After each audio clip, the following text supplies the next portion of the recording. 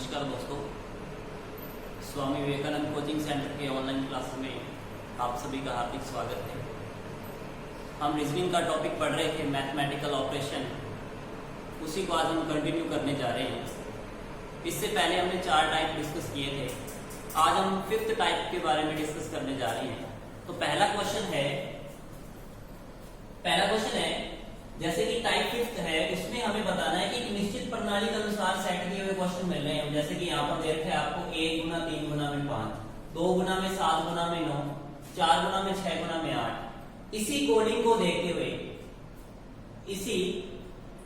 देखते हुए हमें देखना है कि समीकरण किस अकॉर्डिंग सेट किया गया है, उसी के आधार पर हमें इसका उत्तर देना है। जैसे कि क्वेश्चन है कि कुछ समीकरण एक निश्चित प्रणाली के अनुसार, उसको हमें पहचानना है के आधार पर हल किए गए हैं। इस आधार पर दिए गए 4 विकल्पों में से अनुत्तरित समीकरण के लिए सही उत्तर ज्ञात कीजिए। तो यहाँ पर देखिए, जो जैसे कि पहला क्वेश्चन दे रखा है, पहला क्वेश्चन है कि 1 गुना 3 गुना 5, जिसको लिखा गया है 531। अब यहाँ आप ध्यान दीजिए, क्योंकि 1 को 3 से गुना करने पर 3 आएगा, 3 को 5 से गुना करने पर 15 आ रहा है, लेकिन सामने जो इसका आंसर लिखा हुआ है वो लिखा हुआ है 531। वैसे यहाँ पर देखिए 2 गुना 7 गुना 9, इनको जब मल्टीप्लाई किया जाएगा तो इतना बड़ा आंसर नहीं आ सकता। इसका मतलब ये है कि एक निश्चित प्रणाली या एक निश्चित कोड के अनुसार इसको सेट किया गया है, उसी को हमें पहचानना है और इस अकॉर्डिंग हमें अपना आंसर देना है। तो यहाँ पर देखिए, सबसे पहले आ रहा है 5, जो अंक 5 आ रहा है वो इस कोडिंग में लास्ट में दिखाई दे रहा है, यानी लास्ट वाले को सबसे पहले रखा गया है। उसके बाद जो सेकंड नंबर पर है उसको सेकंड नंबर पर ही रखा गया है। उसके बाद जो सबसे फर्स्ट में था उसको रखा गया सबसे लास्ट में, यानी कि जो डिजिट्स दे रखे हैं उसको अपोजिट सेट किया गया है। जैसे यहाँ पर देखें तो 9 को सबसे पहले रखा गया है, उसके बाद रखा गया 7 को, उसके बाद रखा गया है 2। आगे हमें इसका आंसर देना है, तो हम आंसर किस प्रकार देंगे, तो सबसे पहले यहाँ पर लिखा जाएगा 8 के बाद लिखा जाएगा 6 के बाद लिखा जाएगा 4, यानी हमारा आंसर बन रहा है 864। तो 864 हमें दिखाई दे रहा है ऑप्शन नंबर सी में, यानी फर्स्ट क्वेश्चन का राइट आंसर है option number C 864। Second question देखते हैं। सेकंड क्वेश्चन में दे रखा है 5 गुना 8 गुना 6, जिसको लिखा गया है 6854। वैसे ही 2 गुना 3 गुना 9 को लिखा गया है 9321। हमें बताना है 8 गुना 5 गुना 6 को क्या लिखा जा सकता है।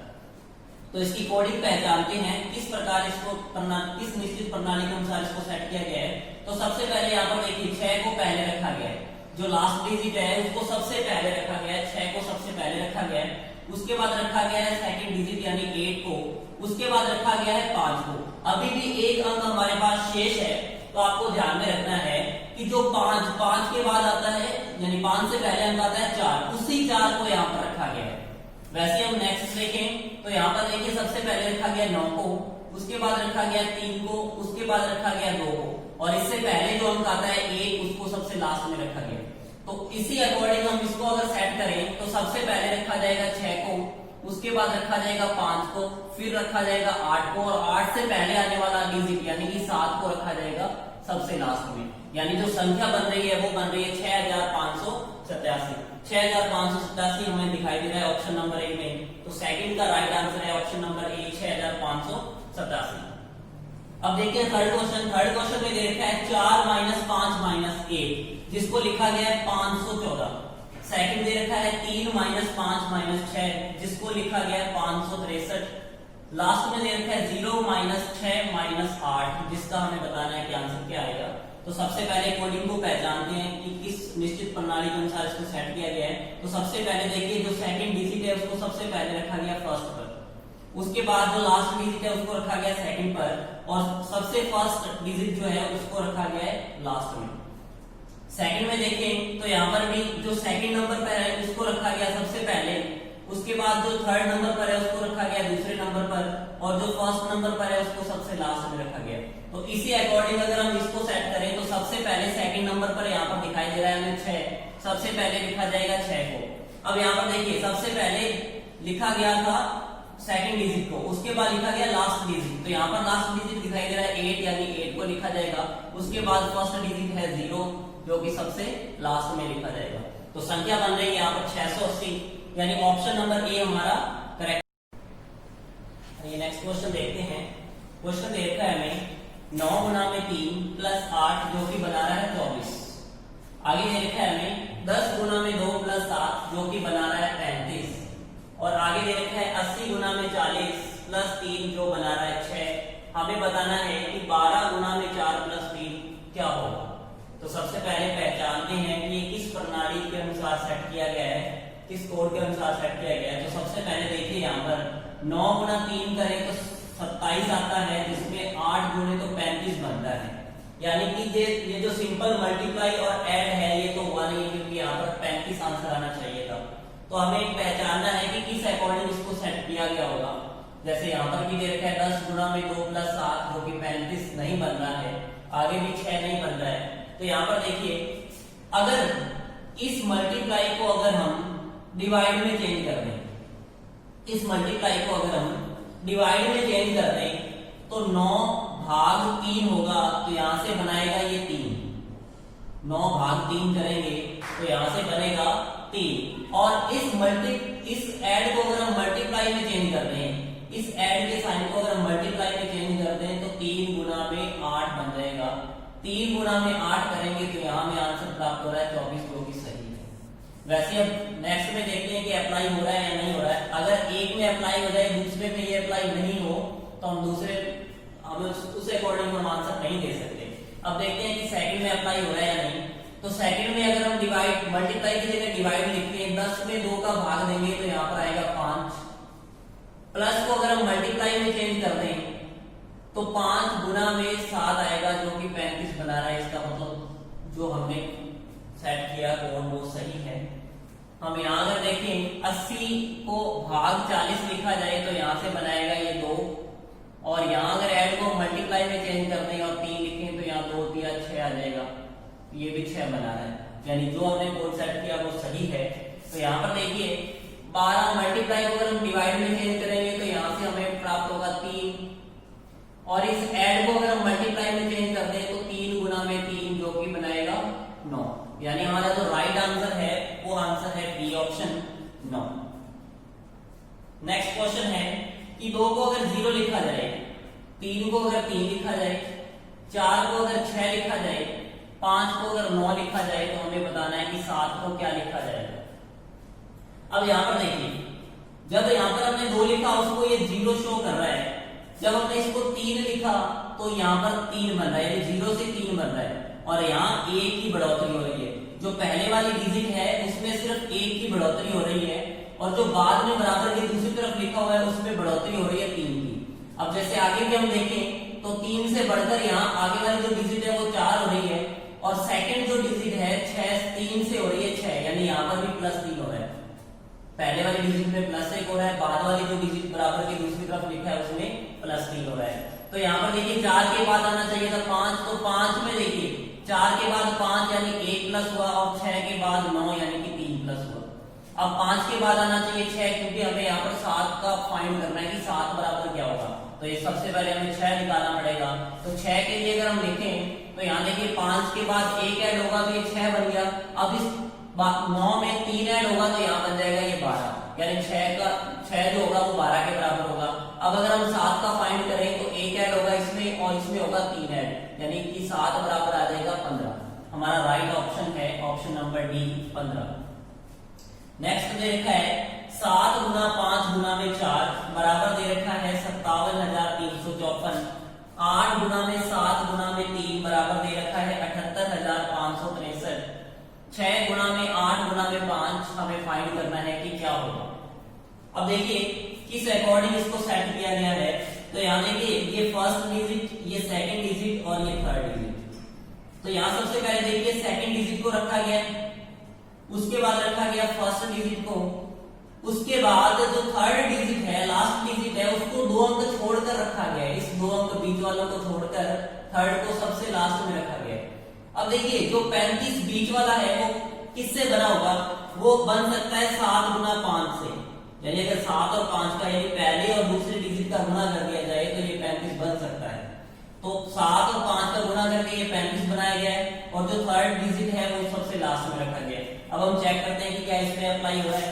तो यहाँ पर देखिए ये फर्स्ट डिजिट है, ये सेकंड डिजिट है और ये थर्ड डिजिट है। तो सबसे पहले रखा गया सेकंड डिजिट को, उसके बाद रखा गया फर्स्ट डिजिट को, उसके बाद 2 अंकों का गैप है और लास्ट में रखा गया थर्ड डिजिट को। अब जो 2 अंक बने हैं वो किससे बने हैं, फर्स्ट और सेकंड के मल्टीप्लाई से बने हैं। तो यहाँ पर अभी देखिए 7 और 8 का जब गुणा करेंगे तो यहाँ से बन रहा है 56, बीच वाले 2 डिजिट बन रहे हैं। अब वही हम थर्ड में अगर अप्लाई करें जिसका हमें आंसर फाइंड करना है, तो सबसे पहले रखा जाएगा 8 को, उसके बाद रखा जाएगा, सबसे पहले यहाँ पर देखिए रखा गया 7 को, यानी यहाँ पर रखा जाएगा 8, उसके बाद रखा जाएगा 6, उसके बाद 2 डिजिट का गैप होगा और लास्ट में रखा जाएगा 5। अब यहाँ जो 2 डिजिट आएंगे वो फर्स्ट और सेकंड के मल्टीप्लाई से आएंगे, यानी 6 और 8 का जब गुणा करेंगे तो यहाँ पर आ जाएगा 48, यानी हमारा जो राइट आंसर है वो है 86,485। 86,485 हमें ऑप्शन नंबर डी में दिखाई दे रहा है, यानी ऑप्शन नंबर डी हमारा करेक्ट है। नेक्स्ट क्वेश्चन दे रखा है कि a बराबर 4, ब्रैकेट में दे रखा है 369, बाहर दे रखा है 9, b बराबर 6, 246, 4 दे रखा है, c बराबर 7, ब्रैकेट के अंदर हमें ज्ञात करना है कि क्या कौन सा नंबर आएगा, बाहर दे रखा है 3। तो सबसे पहले यहाँ पर देखेंगे, यहाँ पर देखिए 4 और 9 जो बना रहा है 3, 6, 9। अब यहाँ पर ध्यान देने योग्य बात ये है कि 9 और जब 4 का मल्टीप्लाई किया जाएगा तो यहाँ बना रहा है 36। 9 और 4 को मल्टीप्लाई करेंगे तो बन रहा है 36। ये जो 9 बनेगा वो कहां से बनेगा, 3 और 6 को ऐड करेंगे तो यहाँ पर बन रहा है 9। अब नेक्स्ट में भी देखते हैं अप्लाई हो रहा है या नहीं। तो सबसे पहले 6 और 4 का जब गुणा करेंगे तो यहाँ से बनेगा 24। 2 और 4 को जब ऐड करेंगे तो लास्ट डिजिट बनाएगा 6। दोबारा से 6 और 4 का मल्टीप्लाई जब करेंगे तो यहाँ से 24 बनेगा। तो 24 पे 2 और 4 यानी 2 डिजिट है 2 और 4, जब 2 और 4 को ऐड करेंगे तो लास्ट डिजिट बनाएगा 6। वैसे सी में अगर चेक करें तो 7 और 3 का जब मल्टीप्लाई होगा तो यहाँ से बनेगा 21। 2 और 1 को जब ऐड करेंगे तो यहाँ लास्ट डिजिट बनाएगा 3, यानी बन रहा है जो नंबर बन रहा है वो 213 बन रहा है। 213 ऑप्शन नंबर बी में है, यानी ऑप्शन नंबर बी जो है हमारा करेक्ट आंसर है। अब नेक्स्ट 8 क्वेश्चन है, उसमें दे रखा है 2 गुना 4 गुना 6 जो बना रहा है 4, 9 गुना 3 गुना 7 जो बना रहा है 13, 4 गुना 7 गुना 6 जो बना रहा है 3। हमें फाइंड करना है 9 गुना 7 गुना 8 क्या होगा। तो सबसे पहले देखते हैं कि यहाँ पर देखिए 2 और 6 को जब ऐड करें तो यहाँ बना रहा है ये 8। इस 8 में अगर ये बीच वाला डिजिट हम माइनस कर दें तो हमारा आंसर आ रहा है 4 जो कि यहाँ दे रखा है। सेकंड में भी अगर हम अप्लाई करें तो 9 और 7 को जब ऐड करेंगे तो यहाँ से बनेगा 16। बीच वाला जो डिजिट दे रखा है, बीच वाला जो नंबर दे रखा है 3, अगर उस 16 में से 3 को माइनस करें तो 13 बन सकता है। आगे नेक्स्ट में देखें तो 4 और 6 इनको जब ऐड करेंगे तो बनेगा 10। उस 10 में ये बीच वाला डिजिट 7 अगर माइनस कर दें तो बना रहा है ये 3। अब नेक्स्ट में भी अप्लाई करें तो 9 और 8, 9 और 8 को जब ऐड करेंगे तो यहाँ से बनेगा 17। ये जो 17 है इसमें बीच वाला डिजिट यानी कि 7 अगर माइनस कर दें तो यहाँ से संख्या बनेगी 10, यानी हमारा जो राइट आंसर है वो ऑप्शन नंबर ए 10।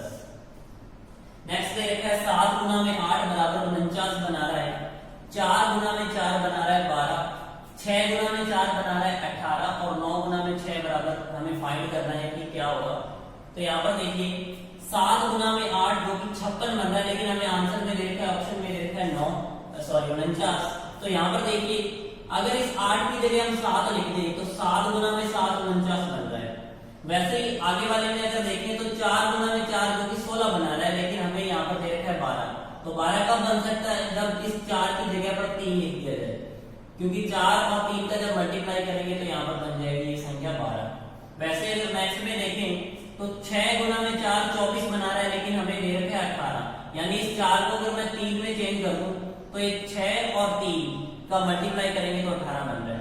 वैसे इसमें अगर अप्लाई करें तो 9 गुना में इस 6 की जगह लिखा जाएगा 5, 9 और 5 का जब मल्टीप्लाई करेंगे तो आंसर आ जाएगा हमारा 45, ऑप्शन नंबर सी।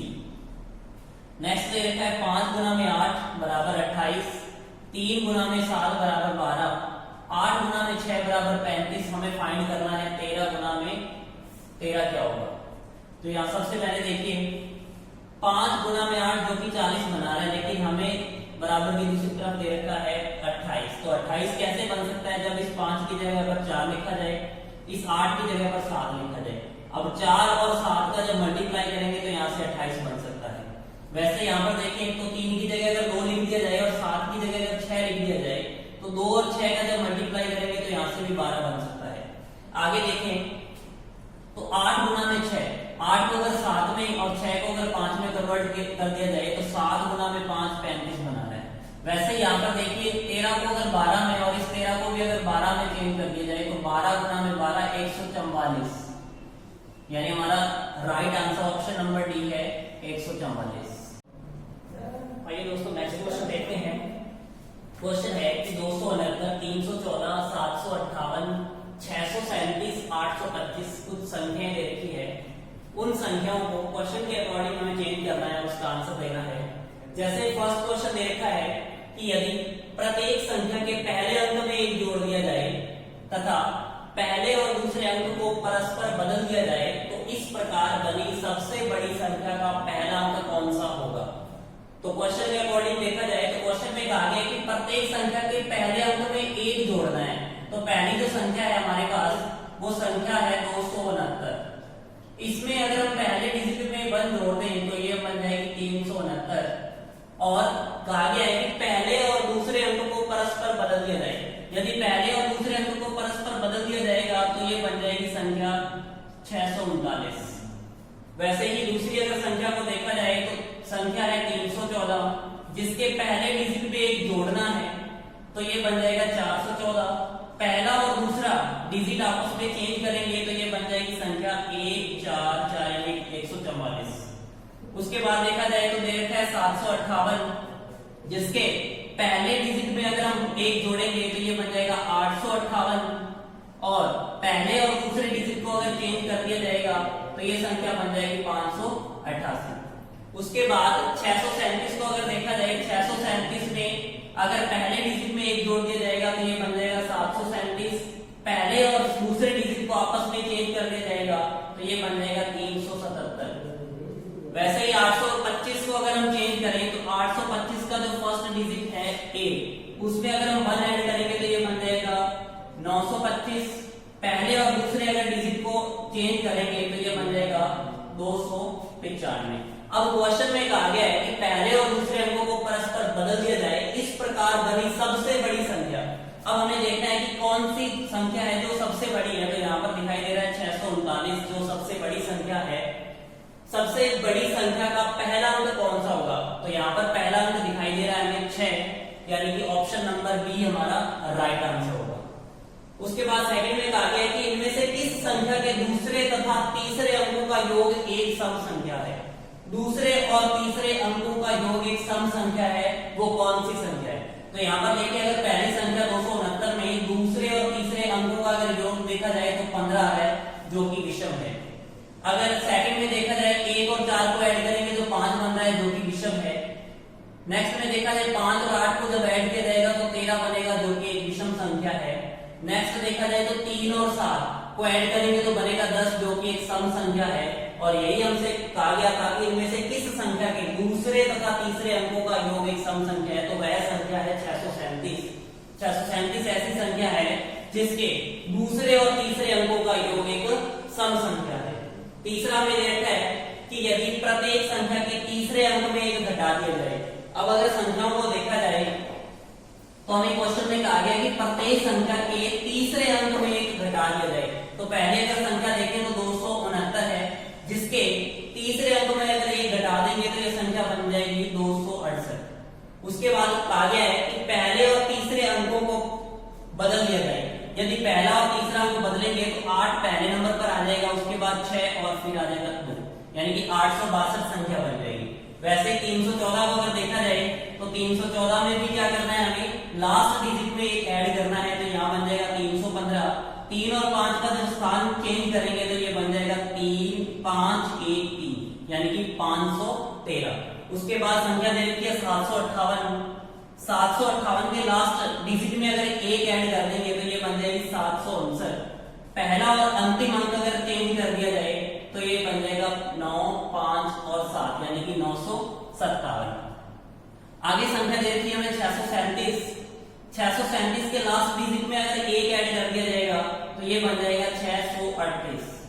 जैसा कि क्वेश्चन में कहा गया है कि प्रथम और तृतीय अंक आपस में चेंज हो जाते हैं, यानी कि 6 की जगह 8 आएगा और 8 की जगह 6, तो ये संख्या बन जाएगी 836। और लास्ट में दे रखी 825 संख्या, लास्ट डिजिट में अगर हम 1 ऐड करेंगे तो ये संख्या बन जाएगी 826। और प्रथम और तीसरे अंक को अगर हम परस्पर चेंज कर दें, यानी कि 5, 2 और 8, संख्या बन जाएगी 528। अब हमसे क्वेश्चन में पूछा गया है कि पहले और तीसरे अंकों को स्थान परस्पर बदल दिया जाए तो इस प्रकार बनी सबसे छोटी संख्या का दूसरा अंक क्या होगा। तो ये देखना है कि सबसे छोटी संख्या कौन सी है। तो यहाँ पर देखा जाए तो सबसे छोटी संख्या है 513, बनने वाली सबसे छोटी संख्या 513, जिसका दूसरा अंक क्या होगा। तो यहाँ पर दिखाई दे रहा है हमें दूसरा अंक ए, तो हमारा ऑप्शन नंबर ई जो है वो राइट है, यानी ऑप्शन नंबर ई है 1 जो कि सही उत्तर। आइए दोस्तों, उसी क्वेश्चन का फोर्थ पॉइंट है, तीसरी सबसे बड़ी संख्या में से दूसरी सबसे छोटी संख्या को घटाने पर कौन सी त्रिअंकीय संख्या प्राप्त होगी। तो सबसे पहले इसको आरोही क्रम में अगर हम सेट करें तो सबसे छोटी संख्या जो यहाँ में दिखाई दे रही है वो 269 है। 269 सबसे छोटी संख्या है। उससे बड़ी संख्या 314 है। उससे बड़ी संख्या है यहाँ पर 637, फिर उससे बड़ी संख्या है 758, फिर उससे बड़ी संख्या है 825। अब जैसा कि क्वेश्चन में हमसे कहा गया है कि तीसरी सबसे बड़ी संख्या में से दूसरी सबसे छोटी संख्या को घटाने पर, अब तीसरी सबसे बड़ी संख्या अगर देखा जाए तो यहाँ पर दिखाई दे रहा है हमें 637 है। संख्या कौन सी है? 637। और दूसरी सबसे छोटी संख्या, दूसरी सबसे छोटी संख्या देखा जाए तो यहाँ पर दूसरी सबसे छोटी संख्या है 314। तो अगर 637 में 314 को माइनस किया जाए तो हमें बताना है कि कौन सी त्रिअंकीय संख्या प्राप्त होगी।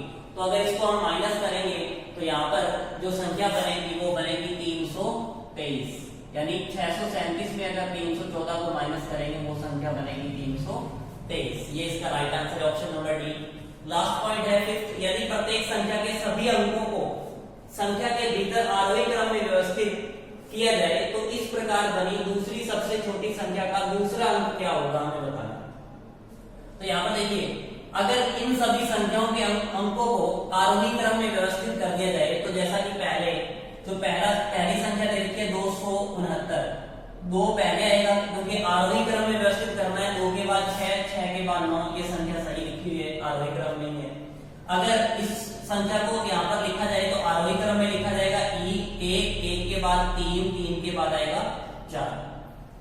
नेक्स्ट संख्या 758, इसके अंकों को अगर आरोही क्रम में लिखा जाएगा तो सबसे पहले 5 को लिखा जाएगा, फिर 7 को, फिर 8 को लिखा जाएगा।